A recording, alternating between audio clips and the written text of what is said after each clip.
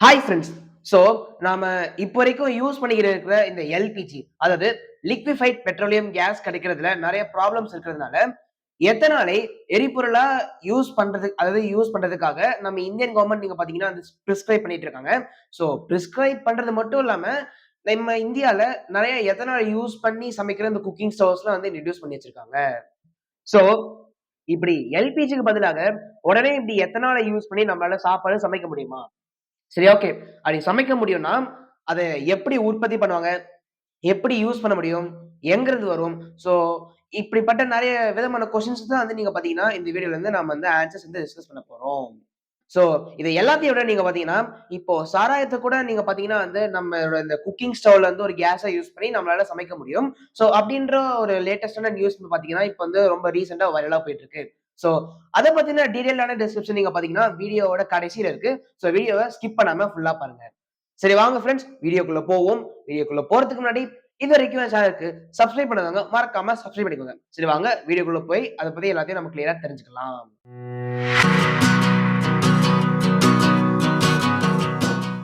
LPG சிலிண்டருக்கு மாற்றாக ஒரு புதிய டெக்னாலஜி இந்தியாவில் அறிமுகமாகி இருக்குது. இதற்கு பெயர் தான் நீங்க பார்த்தீங்கன்னா, எத்தனால் குக்கிங் ஸ்டவ். இத பற்றி சமீப காலமா நெறைய பேர் பேசிக்கிட்டு இருக்காங்க. சோ, சில பேர் நீங்க பார்த்தீங்கன்னா, இது எல்பிஜிக்கு எண்ட் கார்டு போட போதுன்னு சொல்றாங்க. இன்னும் சில பேரு, இது இன்னும் எக்ஸ்பெரிமென்ட் ஸ்டேஜ்ல தான் இருக்கு. இன்னும் மக்கள் பயன்பாட்டுக்கு வரல அப்படின்னு தான் சொல்றாங்க. சோ, முதல்ல எத்தனால் அப்படின்னா என்ன?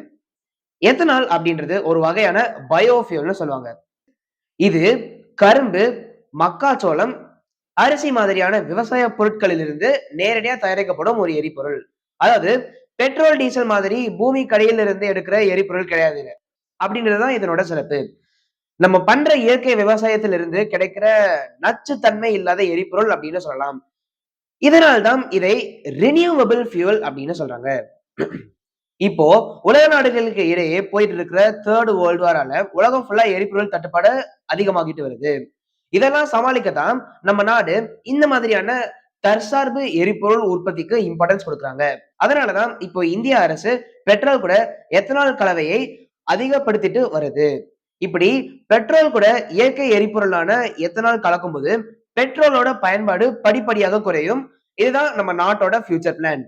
இப்படி அதாவது பெட்ரோல் பயன்பாட்டை ஃபுல்லா குறைச்சுட்டு, அதுக்கு பதிலா இந்த இயற்கை எரிபொருளான எத்தனால் பயன்படுத்துறது தான் நம்ம நாட்டோட பிரில்லியன்ட்டான ஐடியா. இப்படி இதுவரைக்கும் டிரான்ஸ்போர்ட் வெஹிக்கிள்ஸ்க்கு மட்டும் யூஸ் பண்ணிக்கிட்டு இருக்கிற இந்த எத்தனால், இப்போ கிச்சனுக்குள்ளயும் வர ஆரம்பிச்சிருச்சு. அதுதான் இந்த எத்தனால் ஸ்டவ்வோட அதாவது ஒரு மிகப்பெரிய ஸ்பெஷல் கூட நம்ம சொல்லிக்கலாம். சரி, ஓகே ஃபிரெண்ட்ஸ். எல்பிஜி சிலிண்டர் மாதிரி கேஸ் இல்லாம வெறும் எத்தனால் மட்டும் வச்சு எப்படி சமைக்க முடியும்? இதுதான் பல பேருக்கு இருக்கும் சந்தேகம். அததான் நாம இப்போ பார்க்க போறோம். அதாவது நம்ம வழக்கமா யூஸ் பண்ற எல்பிஜி கேஸ் சிலிண்டர்ல எல்பிஜி கேஸ்க்கு பதிலாக எத்தனால் எரிபொருள் தான் நேரடியாக பயன்படுத்துறாங்க. இப்படி அந்த சிலிண்டர்ல இருக்கிற எத்தனால் எரிபொருளுக்கு தீ வைக்கும்போது அது காற்றில் இருக்கும் ஆக்ஸிஜனுடன் சேர்ந்து எரிய ஆரம்பிக்கும். அப்படி எரியும் போது நிறைய ஹீட் எனர்ஜி உருவாகும். அந்த ஹீட்டை பயன்படுத்தி தான் சமையல் செய்யப்படுகிறது. இங்க தான் கொஞ்சம் சயின்ஸ் இருக்கு. அது என்னன்னா, எத்தனாலோட கெமிக்கல் ஃபார்முலா C2H5OH. இது ஆக்ஸிஜனுடன் சேர்ந்து எரியும்போது carbon dioxide, water vapour மற்றும் ஹீட் உருவாகும். இந்த ஹீட் தான் இப்ப நம்ம அடுப்புல கிடைக்கிற தீ. இன்னொரு இன்ட்ரெஸ்டிங்கான விஷயம் என்னன்னா, எத்தனாலுக்குள்ளேயே ஆக்ஸிஜன் இருக்குது தான். அதனால இது ரொம்ப கிளீனா எரியும். அதனால தான் எத்தனால் ஸ்டவ்ல புதுசா ப்ளூ ஃப்ளேம் பார்க்க முடியுது. வீட்ல கேஸ் ஸ்டவ் எரியும்போது ப்ளூ ஃப்ளேம் வந்தா சரியா எரிகிறதுன்னு சொல்லுவாங்க இல்லையா? அதே மாதிரி தான் இது. குறைவான புகை, குறைவான கரித்தூள், அதிகமான எஃபிஷியன்சி. இதுல இன்னொரு ஆச்சரியமான விஷயம் என்னன்னா, எத்தனால் எரியும்போது வெறும் வெப்பம் மட்டும் உருவாகாது, வாட்டர் வேப்பரும் உருவாகும். அதாவது கொஞ்சம் நீராவியும் வெளியேறும். இதனால் தான் பலர் இதை கிளீன் ஃபியூயல்ன்னு சொல்றாங்க. இந்த டெக்னாலஜி இந்தியாவுக்கு இன்னொரு விதத்திலயும் முக்கியம். நம்ம நாட்டுக்கு தேவையான எல்பிஜில ஒரு பெரிய பகுதி வெளிநாடுகளிலிருந்து வருகிறது. ஆனால் எத்தனால நம்ம நாட்டிலேயே தயாரிக்க முடியும். அதுவும் கரும்பு மாதிரி விவசாய பொருட்களிலிருந்து. இதனால் விவசாயிகளுக்கும் கூடுதல் வருமானம் வாய்ப்பு கிடைக்கலாம்.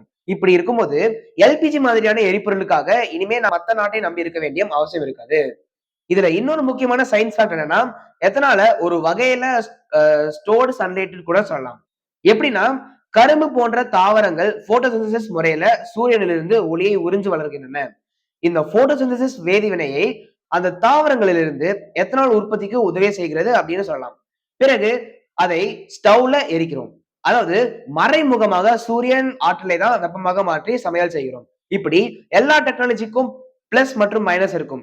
எத்தனால் ஸ்டவ் வெற்றி பெற வேண்டும்னா ஃபியூவல் அவைலபிலிட்டி, சேஃப்டி, ஸ்டோரேஜ் மற்றும் விலை போன்ற விஷயங்கள் சரியாக இருக்கணும். இல்லை என்றால் இது எல்லாருடைய வீட்டுக்கும் போய் சேர்வது கொஞ்சம் கஷ்டம் தான் ஃப்ரெண்ட்ஸ். ஒரு காலத்துல மக்கள் விறகால் சமைத்தாங்க. அப்புறம் மண்ணெண்ணெய் அடுப்பு வந்தது. அதுக்கப்புறம் எல்பிஜி வந்தது. இப்போ எத்தனால் ஸ்டவ் பற்றி பேசிட்டு இருக்கோம். இன்னும் 10 வருஷத்துக்கு பின்னாடி நம்ம கிச்சன் எப்படி இருக்குன்னு யாருக்கும் தெரியாது. அப்படின்னா இந்த எத்தனால் ஸ்டவ் இந்தியாவின் அடுத்த எனர்ஜி ரெவல்யூஷன் ஆகுமா? அல்லது இன்னொரு டெக்னாலஜி எக்ஸ்பெரிமென்ட்டா முடிஞ்சிருமா? உங்க கருத்தை கமெண்ட்ல சொல்லுங்க ஃபிரெண்ட்ஸ். அப்புறம் நான் வீடியோ ஸ்டார்ட்டிங்ல சொன்ன மாதிரி இப்போ அந்த சாராய அடுப்பு பத்தி டிஸ்கஸ் பண்ணலாம்னு சொன்னேன்ல. சோ சாராய அடுப்பு வந்து வேற ஒண்ணும் இல்ல ஃபிரெண்ட்ஸ். சோ இப்ப நம்ம எத்தனால் இருக்குல்ல. சோ அதாவது எத்தனால் ஸ்டவ்வோட இன்னொரு பேர் தான் சாராய ஸ்டவ்ன்னு சொல்றாங்க. சோ ஏன்னு நீங்க பாத்தீங்கன்னா, எத்தனால் அப்புறம் இந்த சாராயம். சோ இது 2ஓட கெமிக்கல் ஃபார்முலாவுமே நீங்க பாத்தீங்கன்னா C2H5OH தான். ஆனா இப்போ இந்த சாராய அடுப்புன்னு அப்படின்னு சொல்றது வந்து கொஞ்சம் அசிங்கமா, கேவலமா தானே கேட்கறதுக்கு இருக்கு. சோ அப்படின்றதுனால தான் நீங்க பாத்தீங்கன்னா வந்து எத்தனால் குக்கிங் ஸ்டவ்ன்னு சொல்றாங்க. மத்தபடி அதுல வேற எந்த டிஃபரன்ஸும் இல்ல. சரி, ஓகே ஃபிரெண்ட்ஸ். சோ இந்த மாரி நெறைய இன்ட்ரஸ்டிங்கான ஃபேக்ட்ஸ் அண்ட் நியூஸ்லாம் நீங்க பாத்தீங்கன்னா, என் சேனல்ல நான் கண்டினியூயா போயிட்டே தான் இருப்பேன். சோ அத நான் தெரிஞ்சுக்கணும்னா, இதுவரைக்கும் என் சேனலுக்கு சப்ஸ்கிரைப் பண்ணாதவங்க மறக்காம சப்ஸ்கிரைப் பண்ணிக்கோங்க. இந்த வீடியோ உங்களுக்கு புடிச்சிருந்தா லைக் பண்ணிக்கோங்க. அப்புறம் மறக்காம உங்க ஃபிரெண்ட்ஸ்க்கும் ஷேர் பண்ணுங்க. சரி, ஓகே ஃபிரெண்ட்ஸ். அடுத்த வீடியோல சந்திக்கும் வரை அனைவருக்கும் நன்றி. வணக்கம்.